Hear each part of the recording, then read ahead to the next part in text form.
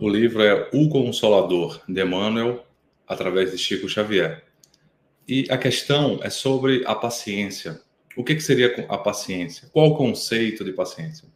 E Emmanuel dá uma resposta que nós temos nos debruçado, do ponto de vista indireto, ao longo desses encontros Jesus e Saúde Mental, especialmente também nessas lives que fazemos junto com o nosso amigo Sérgio Lopes, na qual tratamos sobre questões de virtudes, por exemplo, no ano passado, e hoje, na atualidade, tratando sobre as leis morais. Então, Emmanuel fala: a paciência é o mais profundo trabalho de amor a si mesmo que um ser consegue executar. Porque é muito mais fácil nós amarmos o nosso lado luz. No entanto, o nosso lado sombra, aquilo que ainda somos de forma integrada e integral, é muito difícil. E nós acabamos negando, nós acabamos dificultando a nossa jornada, porque ficamos negando isso para nós mesmos, fazendo o que os artistas colocam, como Renato Russo: a pior mentira é mentir para si mesmo. A ideia é que a doutrina espírita não seja um campo de negação de si mesmo, mas seja um campo de integração. No livro O Mundo Maior, também de Chico Xavier, mas aí o espírito André Luiz, e através do benfeitor Calderaro, ele analisa um processo obsessivo, profundamente instalado, entre dois seres que tinham sido como uma espécie de filho e de pai. No entanto, aquele que estava encarnado, aquele que continuou encarnado, ele havia uma culpa inconsciente, na verdade não inconsciente, uma culpa consciente, uma culpa que ele sabia do problemático que ele tinha causado para com aquele quase pai dele, que havia o criado, aquela relação, e ele não consegue nunca sair dessa culpa. Ele ganha muito dinheiro, ele consegue o dinheiro que o genitor, né, que acabou sendo morto por ele, deixou. Então ele pega a herança, consegue muitos títulos, passa despercebido pela justiça humana, mas no íntimo ele guarda essa culpa, essa lembrança, que nunca consegue fazer com que ele viva uma vida com um pouco mais de plenitude. Em algum momento ele consegue encontrar uma mulher muito boa, que a atmosfera, a psicosfera dela, inclusive, ajudou para que ele pudesse diminuir um pouco as angústias.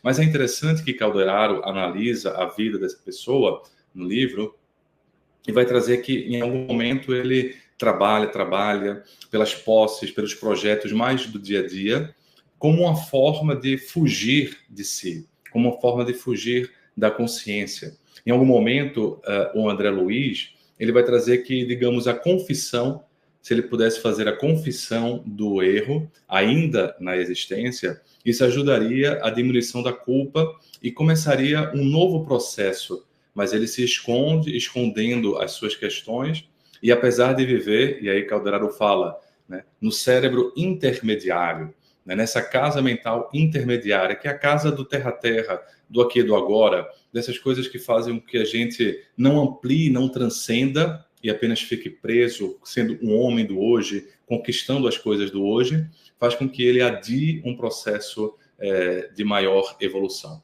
É sobre esse cérebro triuno, esses três andares da casa mental que Calderaro nos traz no livro No Mundo Maior, que nós temos nos debruçado, e hoje iremos aprofundar um pouco mais essa casa mental, o andar inferior, através da lei de conservação.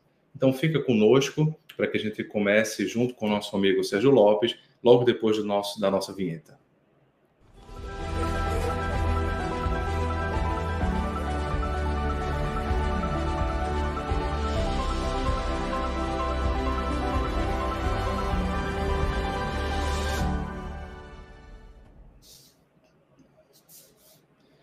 Muito boa noite, Sérgio. Muito boa noite a todos que estão nos escutando. A gente fez uma introdução um pouco de certa forma, a conversa que a gente colocou, né? No caminho do cultivo da virtude, é muito importante a gente ter paciência para não colocar, como acho que em algum momento você trouxe aqui, logo queimar a largada, né? Porque quem tem pressa cansa e quem anda alcança, se a gente pudesse dizer um outro trocadilho popular.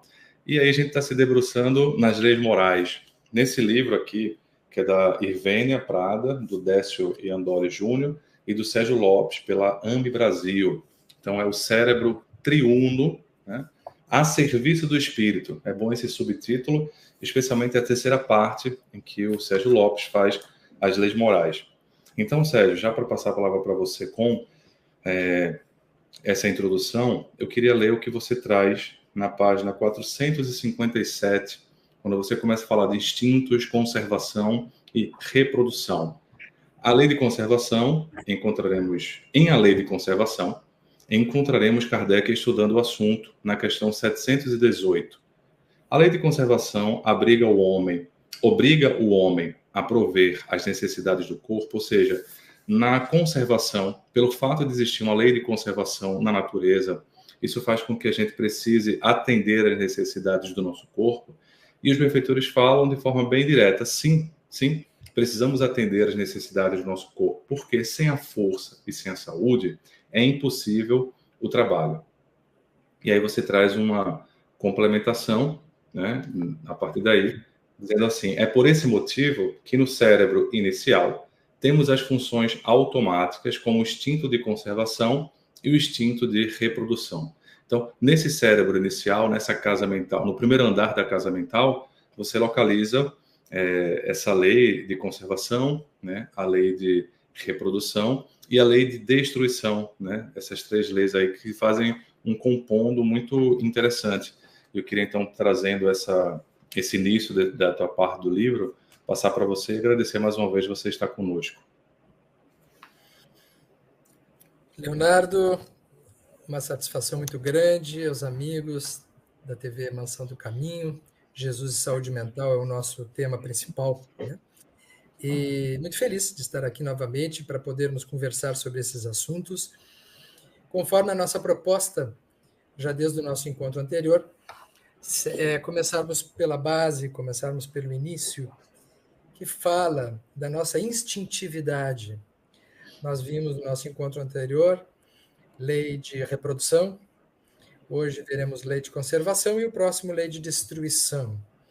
Parece-nos que são esses três ingredientes, os básicos, daquilo que diz respeito a uma instância nossa, que nos fala mais da nossa vida na Terra, da nossa substância como homens ou como seres humanos, como pessoas humanas, que todos somos. Essa instintividade. Eu pensava, antes do nosso encontro, que no Dálmata de Allan Kardec diz: nascer, morrer, renascer ainda, progredir sempre, tal é a lei. E me parece, Leonardo, que está escrito ali toda a lei natural, ou boa parte da lei natural, né? Nascer, lei de reprodução e lei de conservação. Porque o nascer implica em viver. Então, temos as duas primeiras leis já inscritas nessa frase. Depois, morrer, nosso próximo encontro. Lei de destruição. Renascer ainda, lei de reprodução. Progredir sempre, lei de progresso. Tal é a lei, lei natural. Então, isso aí está escrito nessa frase, as leis morais. Todos nós aqui temos, de forma impositiva, de forma inata, lei de conservação. Freud já havia percebido isso na sua origem da psicanálise, quando ele nos fala de instinto de conservação, né? São os instintos libidinais e os instintos de vida, ligados à nossa permanência, é instintivo. Se alguém pegar algo para nos bater, nós nos defendemos. Isso não é pensado, isso não passa pela área cortical. Isso é primitivo. Isso nos foi legado pela evolução das espécies. Nós temos muito mais tempo dentro desta contingência de desenvolvimento psíquico do que nas zonas mais nobres do nosso desenvolvimento. É por isso que nós temos milhões de anos inscrevendo no nosso psíquico aquilo que é automático, aquilo que é instintual. E muito recentemente, alguns séculos, a nossa razão. É por isso que A razão não é um bom guia para início. O bom guia é o instinto. E é perfeitamente compreensível que o instinto é que nos defenda de tudo aquilo que nos ameaça. Então, para início de conversa, teremos um desafio aqui, né, Léo, para a gente pensar. Nós vamos dizer assim, a gente tem um desejo, muitos espíritas dizem assim, desejo de desencarnar, coisa boa vai ser quando a gente voltar para o plano espiritual. Quando a morte começa a chegar perto, a gente não quer saber da morte. Por quê? Porque tem um instinto de conservação. A gente descobriu isso na pandemia. A gente fazia palestra no centro espírita, dizendo, não, bom mesmo é no plano espiritual, depois que a gente for para o plano espiritual. Bastou um vírusinho bagaceiro chegar, nós a gente ficou para dentro de casa, a gente entrou para dentro de casa, e muita gente entrou e não saiu mais. Né? E muita gente dentro de casa até hoje, com medo de morrer. Por quê? Porque não é natural desejar morrer. O natural é desejar viver. Faz parte da saúde mental o desejo da vida. Quando nós estamos embebidos ou embriagados ou envolvidos numa ideia de morte, nós estamos doentes. Desejar morrer é sinal de doença. Desejar viver é sinal de algo na direção da saúde. Porque todos nós devemos viver. E é viver aonde nós estamos. Viver na vida física. É por esse motivo que nós nos esforçamos, ou devemos nos esforçar sempre para cuidar muito bem do nosso corpo. Porque o nosso corpo físico, ele é o agente responsável da conservação. Nele está inscrito o instinto de conservação. E por aí iniciamos. Porque instinto geralmente nos leva a comportamentos, a atitudes, né, involuntárias. O instinto tem essa característica de não ser pensado, não ser, portanto, racional. Então, quando a gente pensa em instinto, a gente pensa automaticamente em coisas automáticas, ou seja, em coisas involuntárias. E aí a gente vai pensar no inconsciente. No livro No Mundo Maior, o Calderaro, inclusive, ele faz uma separação do cérebro, né, nessas três casas, esses três pilares, mas ele também transcende e vai colocar a mente em si, ou seja, a mente não localizada especificamente no biológico. E aí ele vai falar da primeira casa mental sendo o inconsciente. E aí faz todo sentido a gente pensar nessa primeira casa mental as leis morais que estão ligadas mais a questões instintivas, mais involuntárias, mais necessárias, inclusive, para o pavimento da nossa vida. A segunda casa mental, né, que seria localizado ali na área cortical motora, né, que segundo o Calderaro, teria a ver com a nossa vida consciente, aquilo que a gente sabe o que é, aquilo que a gente sabe que faz. E ele localiza o lobo frontal, especialmente, provavelmente, o córtex pré-frontal, que é a parte mais abstrata dessa parte da frente da cabeça, com o chamado superconsciente, que já é um termo que a gente encontra no espiritismo, né? Não é um termo que encontra dentro da psicanálise, por exemplo, ou das teorias psicodinâmicas. Então, o que é que eu acho interessante? Essa análise que você traz, esse diálogo, na doutrina espírita a gente vai falar mais de instintos, né? Tanto que é instinto de conservação que Allan Kardec coloca, e ele vai colocar, inclusive, que do instinto de conservação nasceria em algum momento esse auto-amor, né? Essa vontade de se preservar. Então, a amorosidade nascendo da vontade de manter uma vida, digamos assim. No próprio Evangelho segundo o Espiritismo, que você cita no livro, ele vai falar que no início nós somos extintos. Mas quando o livro dos Espíritos, o Evangelho segundo o Espiritismo, ele cita assim, o início, ele não quer dizer que seja ruim, que seja primitivo no sentido pejorativo. É porque o nosso estágio inicial, né, é a evolução, como fala o Evangelho, do átomo ao arcanjo, que outrora também foi átomo. Então é essa viagem. Então ser inicial, né, não significa ser ruim. Por quê? Porque se a gente pensar... E aí talvez, Sérgio, tenha uma ideia... das pessoas têm muito medo do inconsciente. Nós, em geral, temos muito medo do inconsciente porque são forças que a gente não controla totalmente, que a gente não domina e eventualmente nem conhece. E a gente tem um certo medo de onde a gente vai parar, né? E onde a gente vai se deparar. E aí eu gostaria de colocar uma visão de que nesse inconsciente, que vem ao lado do que você está dizendo, nesse inconsciente, nessas coisas instintivas, nessas questões pulsionais, nós não temos só, digamos assim, problemas ou coisas que vão nos derrubar. É essa visão que o Sérgio está querendo colocar. Há coisas que nos mantêm. É um toque do divino em nós, mantendo a nossa vida como um guia. Os animais, né, que não são seres humanos, eles têm um rudimento de inteligência. Esse rudimento de inteligência, na visão espírita, é um instinto. E o instinto faz com que ele se mantenha, ele se preserve, ele consiga guiar o processo evolutivo dele. Se a gente quiser, o que eu acho interessante é que essa obra, né, o Livro dos Espíritos, é anterior mesmo à ideia psicanalítica e anterior a outra ideia que eu vou colocar do Jung, né? Sim. Então é interessante o pioneirismo, até a linguagem não existia ainda totalmente. Existia a linguagem do inconsciente, mas de fato Freud foi quem organizou, né? Deu uma nova roupagem a esse termo inconsciente que já existia antes dele, mas ele deu uma configuração e aprofundou.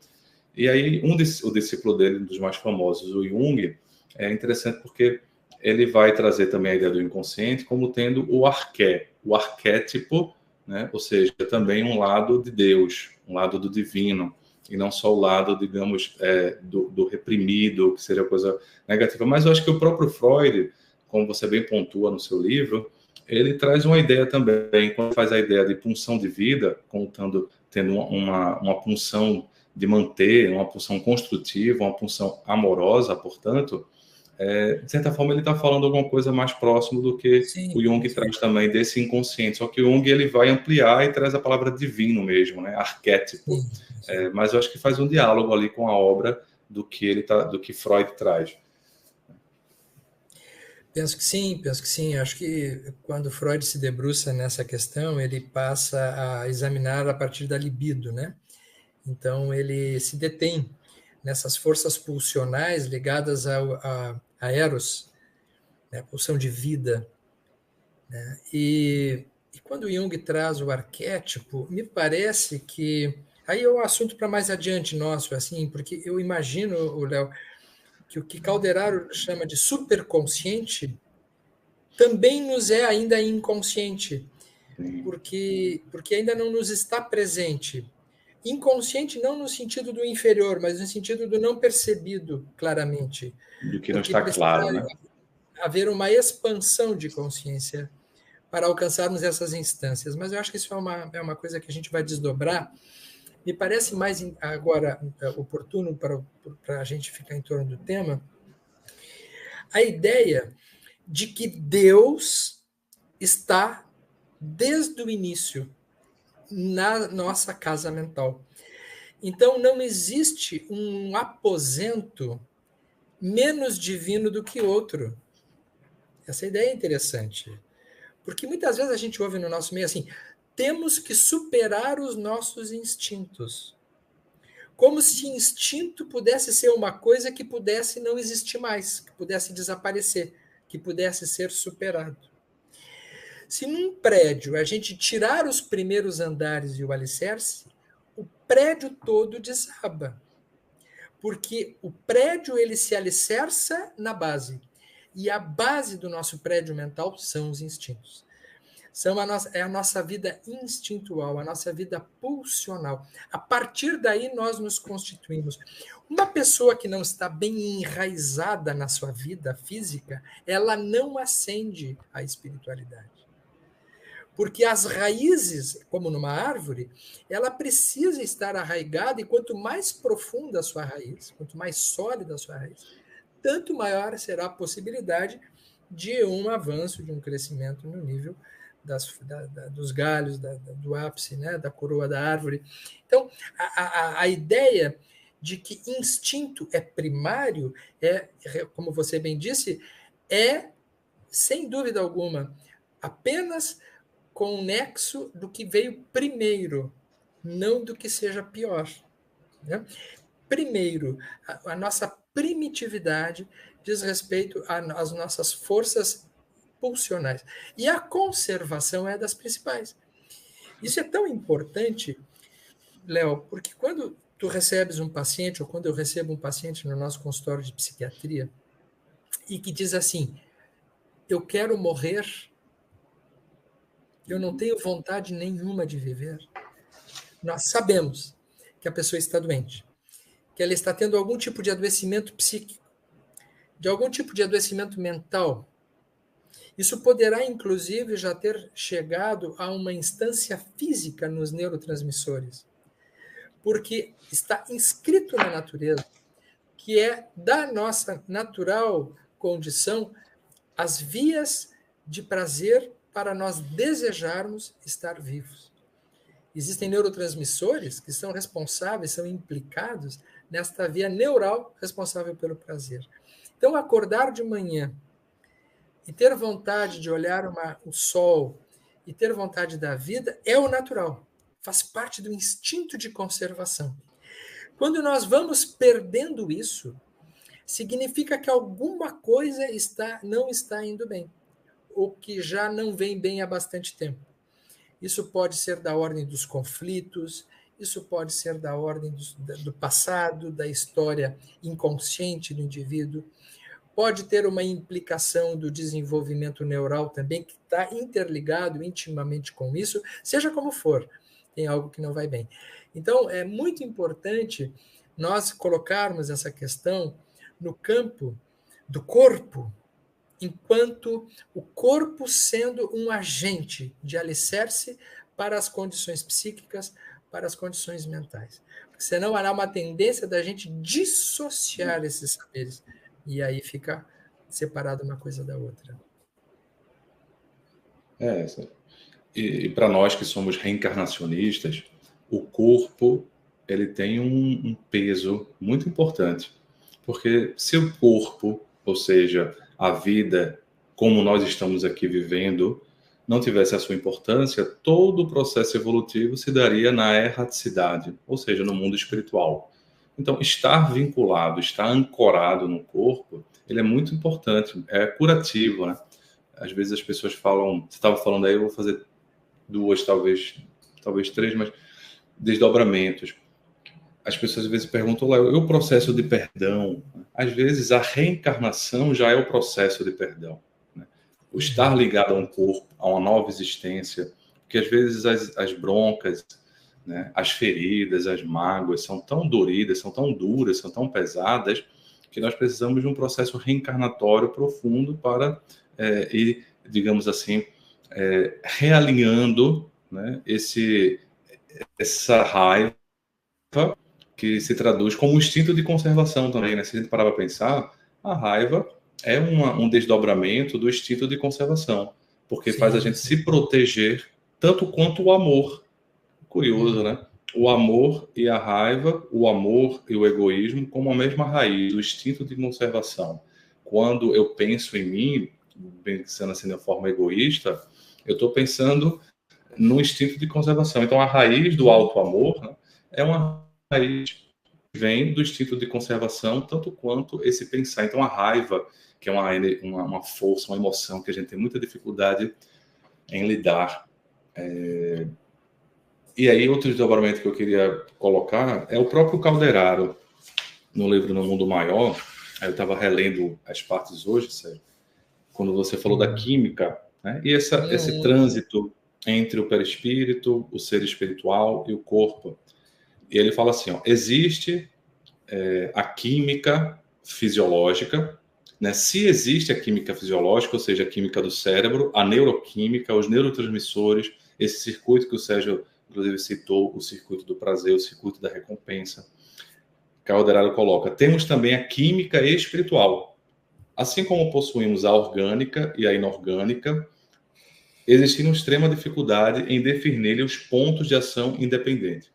É quase impossível determinar a fronteira divisória entre essa química espiritual e essa química fisiológica, porquanto o espírito mais sábio não se animaria a localizar onde fica essa transição com afirmações dogmáticas o ponto onde termina a matéria e começa o espírito. É muito interessante ele digamos assim, materializar esse raciocínio, né, da importância, inclusive, do corpo nesse aspecto. Quando nós estamos nessa vida existencial de corpórea, né, essa vinculação, e ele vai depois até colocar a nobreza do sistema nervoso central, a nobreza do cérebro, diferentemente, por exemplo, do estômago, que ele dá uma citação, né, que seriam, tudo tem a sua importância, nós somos esse corpo, devemos Isso. amar, cuidar dele, mas esse entrelaçamento maior com as tramas espirituais, ele localiza ali muito no sistema nervoso central, né? Por isso que as casas mentais ele localiza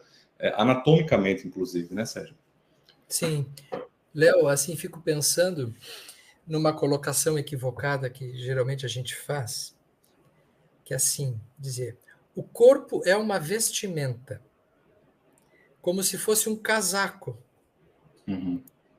Nós não somos o corpo. Sim, é verdade. Quando a gente desencarna, a gente segue sendo e o corpo fica. Nesse sentido, é verdade. Mas, enquanto nós estamos encarnados, nós somos o corpo. Uhum. Nós não temos um corpo. Não é uma vestimenta. Prova disso. Basta a nossa temperatura subir um pouquinho, 37,5, 38, 38,5, e acaba com a mente. Ninguém fica disposto. Por quê? Porque esta intimidade celular, ela impregna as nossas impressões sensoriais. Portanto, nós, enquanto espíritos encarnados, nós não temos o corpo, nós somos o corpo. E tanto nós somos o corpo, que quando a gente é criança, a gente é um. Quando a gente é adolescente, a gente é outro. Quando a gente tem maturidade, a gente é outro. E quando a gente é velho, a gente é outro. Por quê? Porque o corpo, biologicamente, à medida que vai se modificando, os hormônios, quando vão se modificando, vão forçando a nossa mente a vivenciar outras experiências. Isso é fundamental. Para que não se crie aquela ideia assim, não, se a gente cuida do espírito, o corpo funciona muito bem. O que é cuidar do espírito? É cuidar de uma totalidade, cuidar de uma organização. Né? Isso, então, é uma ideia muito importante. Gosto muito da ideia assim, de que as nossas expressões espirituais estão intimamente relacionadas ao corpo. E uma segunda colocação que eu aproveito a tua, e é tão bom quando um está falando, porque o outro já está pensando o que vai dizer, vai trazer. Né? Acho que nesse sentido a gente faz uma dupla bem interessante. É o que você diz assim, que a agressividade ela é constitucional. A agressividade não é um defeito. Ela não é uma falha da natureza. A violência, sim. A tirania, sim. Porque é uma deturpação de um impulso natural, de um instinto natural. A agressividade é um instinto.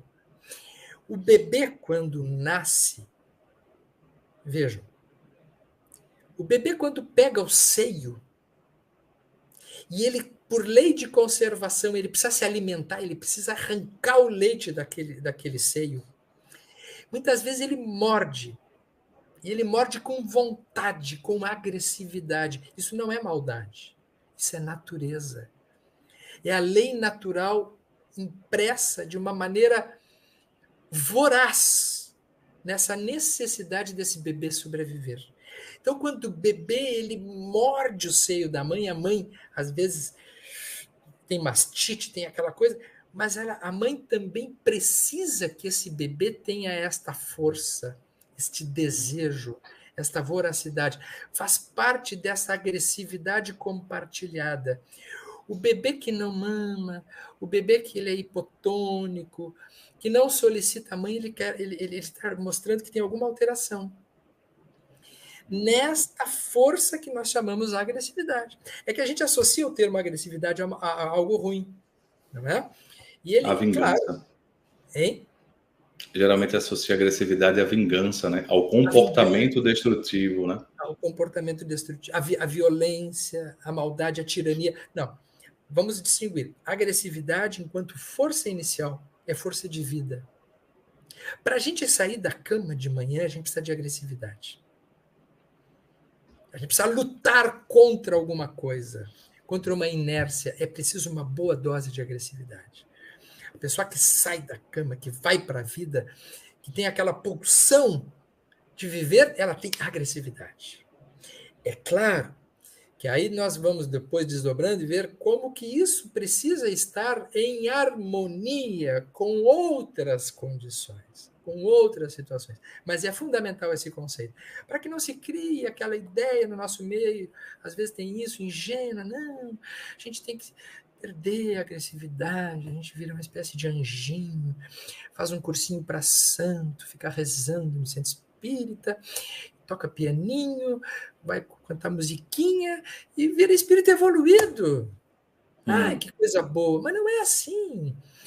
Alguém que esteja vivendo deste jeito, possivelmente esteja reprimindo componentes importantes da sua vida instintual, que lhe farão falta na sua existência e que se transformarão em sintomas, Leonardo. Sintomas. Quando a gente atende uma pessoa desvitalizada, quando nós atendemos no nosso consultório uma pessoa que está sem vitalidade, nós muitas vezes percebemos que essa agressividade da pessoa está embotada. Frequentemente ela tem queixas, ela tem coisas de vida que estão reprimidas. Depois nós vamos ver na lei de destruição como é que isso funciona, né? Mas nesse ponto é muito importante percebermos que para nós estarmos saudáveis, uma boa dose de agressividade tem que estar presente. Muita atenção com essas crianças, que os pais têm aquele cuidado de quererem domar as crianças, que elas sejam boazinhas, obedientes o tempo todo, que sejam apenas carinhosas.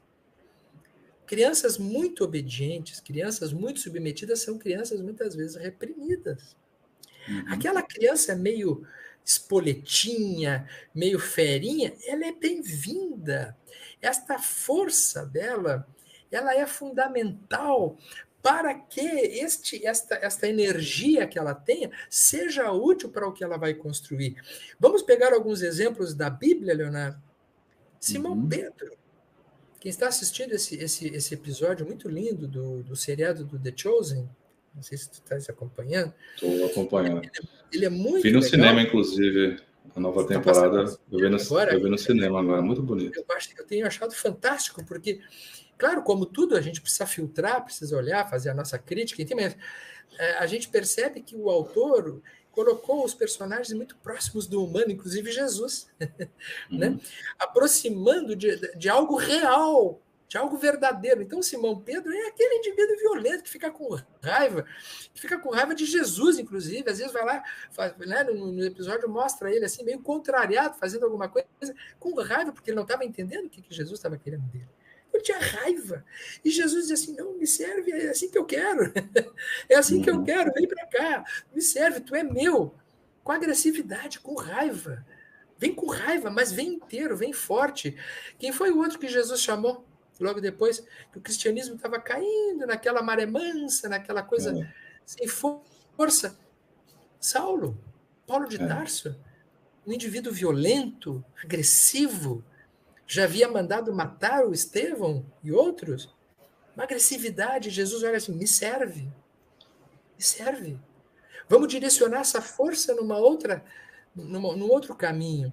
Então, a agressividade, ela é força. Ela não é vício, defeito ou virtude. Nem virtude ela é. É uma força, é um instinto. Está baseado no instinto de conservação. Eu ia lembrar do Paulo mesmo, Sérgio, porque o Estevão, no final dessa existência, fala assim, né? Se você defendeu Moisés com tanta tenacidade, com tanta força, com tanta agressividade, tipo, que me matou quando você conhecer Jesus, e foi o que aconteceu, né? O Estevão ali conseguindo ter esse espírito iluminado, né? O primeiro mártir do cristianismo, conseguindo olhar para o Paulo já transcendendo olhar para o Saulo, já transcendendo ali a percepção a partir da agressividade. Veja o que ele faz. Se você defendeu Moisés com tanta força, tanta agressividade, quando você conhecer Jesus, e aí Paulo, agora já Paulo, vai falar, combati o bom combate, né? Ele usa a palavra combate. E, de fato, foi um combate, né? Porque ele não dormia no hotel com o travesseiro, ele dormia com a pedra. Então, era um espírito aguerrido, um espírito agressivo que soube direcionar muito bem. É por isso que se torna um exemplo assim, para todos nós humanos, porque é um espírito que conseguiu transitar. Eu também gosto muito do exemplo de Pedro, até porque Pedro era casado, tinha sogra, tinha filhos, e acho que eu sempre coloco assim esses dois exemplos, né? O Paulo de Tarso, aquele cara que, pelas circunstâncias da vida, se dedica 24 horas por dia a uma causa, e o Pedro não tinha como se dedicar dessa forma, mas ele não. A gente bota ali Paulo e Pedro, e você lê Paulo e Estevão, você vê Pedro como uma pedra fundamental, né? Que é outro, talvez, equívoco. Nessa repressão assim, o Paulo se torna uma figura emblemática, porque é alguém também que, ao longo da trajetória cristã, não, digamos assim, não exerceu a sexualidade na forma convencional. Né? E aí a gente, às vezes, idealiza como se só isso fosse o digno do trabalho, né? Espírita, trabalho cristão. E o Pedro, bem, se ele tem uma família, reproduziu, né? Já que falando da rede de produção, reproduziu, parece que tinha filho, né? Ou seja, é um trabalhador mais humano na maior parte dos trabalhadores espíritas. E não me parece que Pedro não tem uma importância, não só para a Igreja Católica, é considerado o primeiro Papa da Igreja Católica, não só para Jesus, Pedro, Simão, tu és pedra. E é interessante, agora ali na quarta temporada do The Chosen, é quando Jesus fala, tu és pedra. E aí ele fica assim, ele fica feliz, assim, pelo menos como coloca, né? Fica feliz, poxa, eu ganhei um novo nome, né? Pedra e rocha. Mais uma vez, uma coisa sólida, né? E também para nós espíritas, Paulo e Estevão, que é uma referência do livro, também mostra a figura emblemática de Pedro, né? Um ser humano que transita nessas esferas, né? Consegue viajar menos do que Paulo. Paulo é um discípulo que vive transitando no mundo. Estevão e Pedro transita menos, porque ele, como pedra, foi a pedra da igreja de Jerusalém, a pedra que possibilitou a não cisão precoce da igreja, né? Quando tem ali Tiago e Paulo discutindo a circuncisão, o cristianismo para os gentios, ou o cristianismo só para os judeus. E Pedro parece uma questão inconciliável, né? Ele consegue conciliar. Então é interessante que a gente está falando tudo dessa conservação, mas não tem como, embora o próximo capítulo aqui do nosso episódio, eu e Sérgio, vai ser sobre a lei de destruição, mas é muito difícil você falar de conservação sem falar sobre essa outra esse outro instinto, né? São nomes, são coisas que, inclusive, eu vou antecipar uma pergunta, porque o Kardec pergunta isso, né? Sobre a lei de destruição, como é que estaria junto da lei de conservação? 731, né? Porque ao lado dos meios de conservação colocou a natureza os agentes de destruição. E aí ele vai dizer, o lado é o remédio ao lado do mal. Já dissemos, para manter o equilíbrio e servir de contrapeso. Aí você coloca no final um complemento, né? Na natureza, tudo perece para poder renascer depois. Então, é esse binômio conservação, destruição. Mas, às vezes, precisa da destruição para vir uma nova forma de conservação, uma nova realidade. E aí você coloca o superconsciente na ideia de que tem coisas que nós ainda não estão claras para nós. Então, é inconsciente para nós, porque a gente nem conhece. A gente precisa destruir, ou seja, tem até a metáfora, né? Destruir ou transformar para uma nova realidade. Léo, fiquei pensando assim, ainda sobre Paulo, como é que Jesus, olha eu aqui tentando fazer uma leitura tupiniquim, assim, daquilo do mestre, né? Mas assim, como é que Jesus parece ter pensado assim? Como é que a gente faz a conservação do cristianismo? Porque a turma que ficou era uma turma dócil demais. Os cristãos primitivos estavam sendo apedrejados, estavam sendo crucificados, estavam sendo humilhados. E não sou eu que digo, é o Emmanuel quem diz, né? Que Jesus foi chamar uma alma aguerrida, foi buscar na estrada de Damasco alguém com algum tipo de qualidade diferente daquela passividade, daquela docilidade que os seus discípulos predominantemente absorveram de Jesus. Porque como Jesus veio trazer aquela mensagem de amor, porque o povo já estava cansado da agressividade da lei de Moisés, do olho por olho, dente por dente. Era agressividade nos seus dias, era só isso. Toma lá da cá. Se levar um tapa na cara, dá no outro. Então vamos dizer assim, era o rigor da lei. Era o rigor da lei. Então, quando vem Jesus não. Ele traz uma outra configuração. Bem-aventurados os aflitos, os que sofrem, o perdão, o amor. E aquilo foi uma dádiva, aquilo foi um bálsamo, foi um aconchego naquelas almas cansadas. Obviamente que seus discípulos seguiram essa tradição nos primeiros tempos, do perdão, do amor, da docilidade, da paciência, tudo isso que continua sendo o vetor que nos sinaliza para o progresso. Mas se ficasse só nisso, nós não estaríamos aqui. Nós não estaríamos falando sobre Jesus e a saúde mental. Jesus, em determinado momento, recruta Saulo de Tarso, um indivíduo violento, mas justo, coerente, fiel aos seus princípios, mas agressivo, sim. Ele abriu mão da noiva, ele abriu mão do coração dele para seguir Moisés. Ele era agressivo, ele era capaz de apedrejar.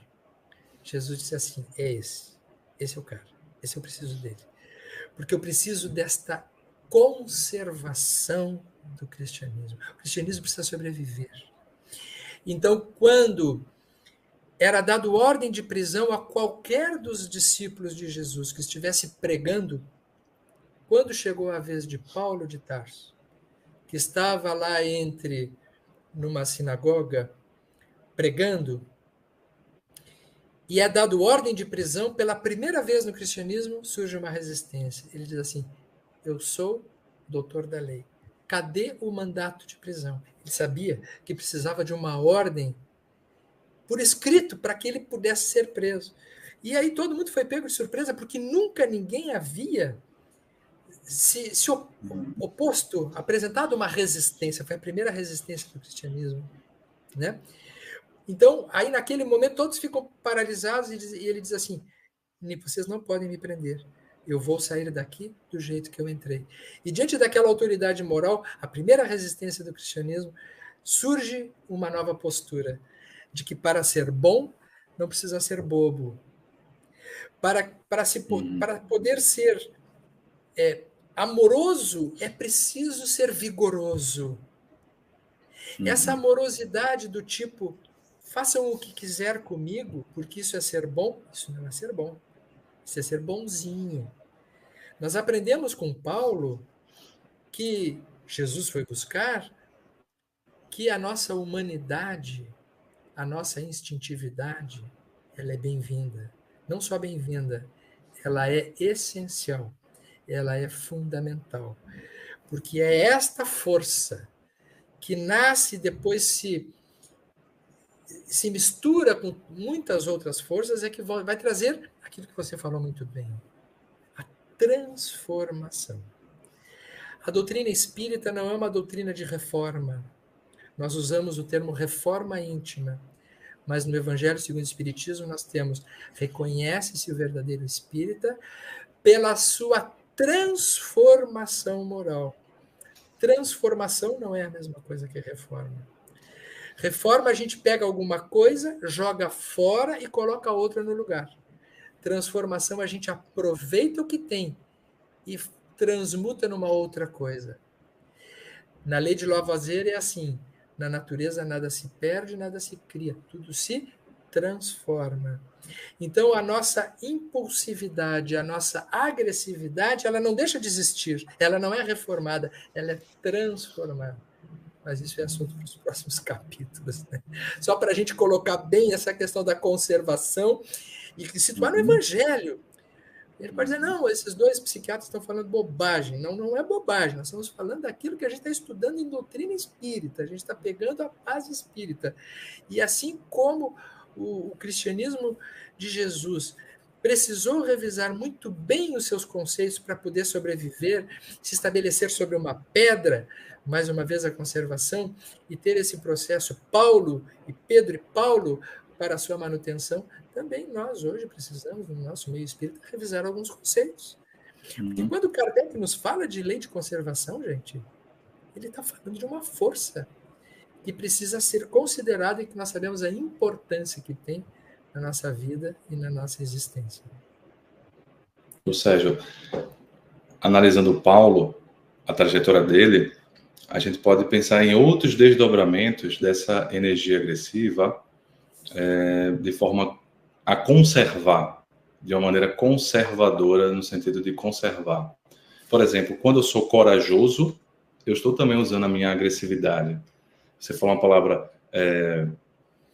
Paulo era coerente, era justo. Justiça tem a ver com coerência, né? E ser coerente também é preciso um toque de agressividade. Ser íntegro num mundo onde o convite para desintegração e a não integridade do ser, em vários aspectos, permanecer íntegro, permanecer inteiro, é preciso ter muita resistência. Então, até um termo assim, quando se estuda virtudes no campo da psicologia, a gente vê a virtude e coragem, que é uma virtude visualizada assim, por todos. É porque realmente dentro das visões religiosas não se fala muito de coragem, sabe? Mas quando você vê a filosofia, os estoicos, quando você vê Platão, essa virtude de coragem era uma coisa bastante desejada, era uma coisa bastante cultuada. Então, essa virtude de coragem, ela se desdobra em forças e manifestações dela. Então, uma delas é a integridade, coerência, bravura moral. Tudo isso são manifestações que possibilitam a gente se conservar. Pegando o teu exemplo do bebê que mama, o que é que acontece? Quando ele vai lá agressivamente tentar se preservar, instintivamente tentar se preservar, o que é que ele provoca na mãe quando, digamos, não provoca uma mastite? Porque às vezes provoca uma mastite, mas de qualquer forma provoca uma liberação, né? De ocitocina. Ocitocina, que é uma substância do apego, uma substância que faz a gente se apegar, se vincular. A gente até brinca assim, o abraço de ocitocina, né? Quando a gente abraça o outro e abraça a si mesmo, a gente libera essa ocitocina para que a gente possa desenvolver a amorosidade. Então, uma coisa vai levando a outra, né? Nesse raciocínio, uma coisa vai levando a outra. Com certeza, Léo. Assim, aproveitando o teu conhecimento também, o próprio termo virtude, né? Virtude vem de virtus. Virtus significa força. Então, na própria conceituação de virtude já tem esta marca da força, da conservação, da energia. A conservação, ela é tão importante, ela é tão necessária, que ela se apresenta nas situações mais básicas da nossa vida. A gente costuma dizer esse exemplo que todo mundo já sabe, mas que quando num avião vai ter uma turbulência, diz assim, primeiro coloque a máscara em você para depois ajudar quem está do lado. Isso é conservação. Se a pessoa não estiver ela viva, ela não ajuda ninguém. E essa metáfora ela é muito importante porque nós precisamos nos cuidar, a conservação do corpo. Né? A gente como espírita, não, temos que cuidar do espírito. Sim, mas tem que cuidar do corpo. Porque o corpo, a saúde física, fazer as suas consultas, a sua atividade física, ter prazer, proporcionar-se satisfação. Não é hedonismo, não se trata de uma vida hedonista, não, mas aquilo que agrada, aquilo que me faz falta, aquilo que me nutre. Isso inclui inclui o físico intensamente, a autoestima, a pessoa gostar de si, a pessoa olhar para si, gostar de si, isso é conservação. Ah, é vaidade, a pessoa chega a uma determinada idade, tem que ter... Não, não é vaidade. Vaidade seria uma deturpação, seria uma defesa. Mas quando aquilo está a serviço da autoestima, é conservação. A pessoa gostar de si mesma, né? Poder se atender às suas necessidades, saber a hora do seu descanso, saber a hora que tem que repousar, os seus limites. Conhecer os seus limites, lei de conservação. Tem pessoas que não sabem os seus limites, que excedem os seus limites. Na parábola dos talentos, Jesus diz assim: a um homem foi dado 1 talento, a outro 2, a outro 5. Nós temos capacidades próprias. O problema é quando a pessoa tem 2 talentos e ela quer multiplicar por 5. Ela excede a si mesma. Ela transgride os seus limites. Ela transgride a conservação. Então é muito importante essa lei. Essa lei de conservação, que no Espiritismo a lei natural está dividida em várias leis. Essa é uma delas, mas ela é fundamental. E a gente fala até com uma certa vontade, mais enérgico, né, Léo, quando a gente fala nessa lei de conservação, porque é isso, precisa ter essa energia mesmo. Quando não tem, a gente nota isso nos atendimentos. Às vezes a gente chega assim, aquele casalzinho que está numa crise, assim, e a gente pergunta: tá, mas como é que estava a vida de vocês? Ai, doutor, a gente nunca brigou, a gente sempre se deu. Sempre... Aí quando dá uma bomba, aquilo ali é uma explosão, vai ficar, não sobra nada. Onde é que estava a agressividade? Onde é que estava a intimidade? A pessoa poder dizer para outra o que está pensando, poder dizer a verdade, poder se relacionar de uma forma verdadeira. Isso ajuda na conservação, né? A gente percebe naqueles relacionamentos onde as pessoas não se envolvem, assim como o bebê tem aquele movimento de ter força na hora de mamar, nós, na hora de nos relacionar, nós precisamos ter força na hora de nos relacionar também. Porque isso significa que nós estamos interessados, que nós estamos atentos. E isso é responsável, sem dúvida alguma, pela conservação aí então dos relacionamentos. Minha sábia mãe, Sérgio, me dizia assim: é a paz do Mar Morto. Interessante, né? Interessante. A paz do Mar Morto, que é isso aí que você está colocando, né? Uma tranquilidade, mas não tem vitalidade. O Mar Morto é muito sal, não tem vida ali. Não Então tem uma paz, mas né? não tem vitalidade. Que é outro Hum. ditado, né? A paz do cemitério. E aí, pegando um toque de reencarnação, eu estava pensando aqui, como, até pelo que você trouxe da lei de aqui Kardec coloca, né? Que está, inclusive, no túmulo lá escrito. A própria reencarnação e a lei de causa e efeitos, né? Essa questão envolve muito conservação e destruição. Por exemplo, esse conservar, esse cuidar do corpo, esse amar o corpo. Muitas vezes, quando nós não fazemos isso, nós estamos, sem querer, destruindo o nosso perispírito, né? Trazendo máculas que vão se traduzir em outras reencarnações, né? com processos já congênitos, que a pessoa já nasce com um corpo aparentemente, eu vou usar o termo destruído, naquele momento. Sendo que essa destruição naquele momento serve para um aprendizado de conservação, né? Até um aprendizado de que a gente possa, quando na outra reencarnação o nosso corpo está, digamos, íntegro, inteiro, por causa desse processo de modificação, de transformação, a gente possa aprender a valorizar, ter gratidão, né? A aprender a amar aquilo que a gente não soube amar quando estava, digamos assim, posto de uma maneira mais natural. Então, pegando essa ideia do instinto, natureza, nós temos ali um convite ao amor. O canto do pássaro, o canto da natureza, é um convite, é uma sinfonia ao amor, né? Então, a natureza em si, ela vem na perfeição do sentido das duas coisas em conjunto, em harmonia, a destruição e a conservação. De tal modo que a gente não consegue qualificar moralmente um animal porque ele está destruindo, porque ele é uma pessoa perversa. A gente não consegue, porque está harmônico a lei de destruição, e a lei de conservação. Estão próximas da natureza. Sim, mas aí a gente desnatura, o primeiro processo é desnaturar. E essa desnaturação faz as consequências. E aí eu queria brincar assim, quando a gente fala de conservação, eu e você tá mais aguerrido hoje, né? Falando com mais vigor, com mais virtude. E são os antigos guerreiros hoje falando outro combate, né? São os antigos guerreiros falando outro tipo de combate, equilibrando essas forças, né, Sérgio? Eu acho que sim, eu acho que é muito importante a gente poder falar de uma maneira natural, porque essa é uma linguagem necessária, né? Eu diria que as religiões, Léo, perderam crédito, e é um risco que a gente sempre correndo quando a gente desvitaliza, desumaniza, afasta, distancia esta comunicação mais próxima daquilo que as pessoas vivem. As pessoas dentro de casa, elas se debatem dentro de si.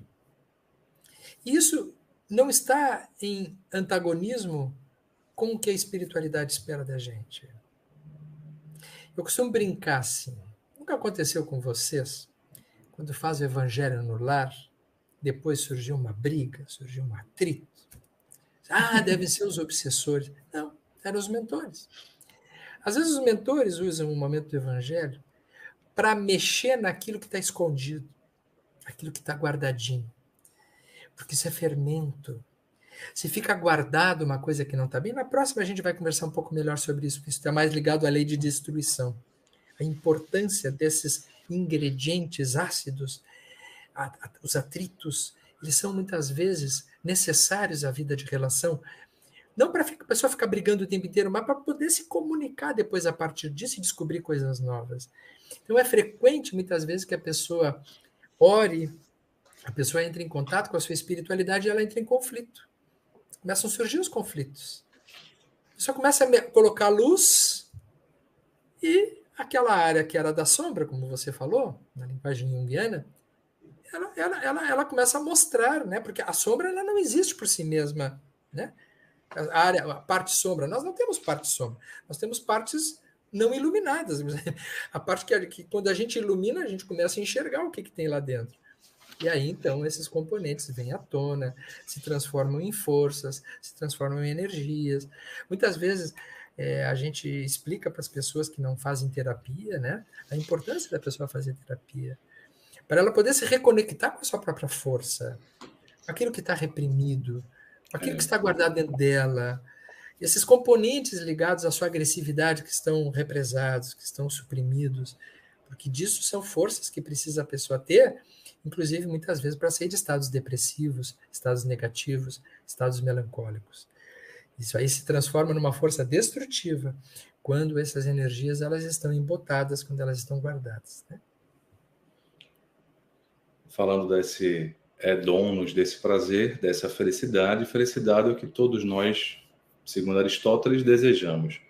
Nos dias atuais, ela está sendo bem mais decantada ainda, né? No entanto, se você não faz contato, se nós não fazemos contato com essas emoções mais desprazerosas, mais difíceis de lidar, ou mais assim, visualizadas como negativas, a gente não vai sentir felicidade nunca, felicidade mais profunda, porque pensamos nos dois polos, né? Digamos assim, o polo do desprazer e o polo do prazer. Então, a raiva estaria por aqui. E essa tranquilidade aqui em cima. Mas se você achata aqui a nunca fazer contato, você também achata aqui o topo. E você fica uma vida achatada, fica uma vida chata. Ou seja, uma vida... E vira um chato, né, Léo? Vira um chato. A vida é chata e vira um chato porque não sente. Então, para não sentir a raiva, a gente não vai sentir felicidade. Eu falava isso hoje para uma pessoa. Para não sentir as coisas, a gente não vai sentir nada. E aí o paradigma atual, talvez, também tem sido o quê? Anestesia. No sentido... Veja a crise de opiáceos, a crise de opioides dos Estados Unidos. Um remédio que era para anestesiar a dor oncológica ou de uma terminalidade, as pessoas usando no dia a dia, e uma grande epidemia nos Estados Unidos, remédios que mexem no circuito do prazer, né? Então, esse é um ponto importante da gente poder contemplar e pensar nessa integralidade, né, Sérgio? É um papo que não acaba, porque a gente tem a continuidade, mas eu vou dar para a gente encerrar hoje quase 9 horas. Vou deixar para você fazer as suas palavras finais e a gente depois encerra. Eu fico pensando na vida que a gente tem, na existência, na bênção que é, nos dias que nós vivemos. Cuidar do nosso corpo, da nossa mente, da nossa alma, das nossas relações. Cuidar é uma palavra fundamental. Nós precisamos estar mais atentos. São vários os opiáceos, são várias as anestesias.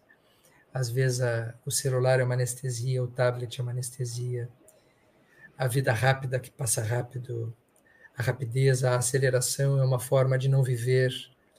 Conservação nos pede contato uns com os outros, contato com o nosso corpo, com a nossa materialidade.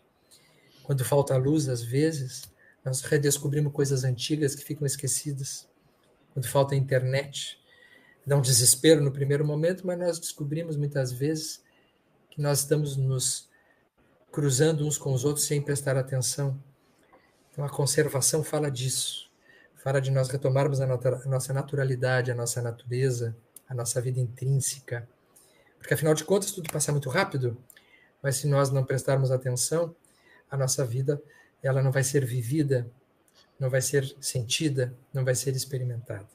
Então, tomara que esse encontro no nosso hoje, Léo, possa ter servido para que as pessoas, todos nós, inclusive nós, principalmente nós, possamos extrair de todos esses conceitos e, sobretudo, das inspirações, das intuições que nos chegam, dos benfeitores, um grande aprendizado para que a nossa vida seja uma vida em abundância. A vida de Jesus é uma vida em abundância. Uma vida em abundância e uma vida presente. É uma vida que tem alma, mas que tem sangue também. Na junção das duas coisas, a oportunidade da nossa reencarnação. Por isso a gente encerra hoje lembrando de Emmanuel. A paciência é o mais profundo fruto do amor a si mesmo, né? Porque a gente precisa esperar o tempo acontecer, porque essas coisas não vão ser a ferro e fogo, é isso que a gente vai intelectualizando para ver se vai internalizando, né? Um processo de intelectualizar para ver se vai internalizando, refletir para ver se vai sentir, e depois sente e reflete o que sente, e nesse diálogo interno, esse diálogo entre nós, a gente vai podendo cuidar um do outro, né? Acho que esse espaço é um espaço de cuidado, pegando a frase que você colocou. Beleza pura, Sérgio. Muito obrigado. Que você fique bem, todos nós fiquemos bem. Muito obrigado.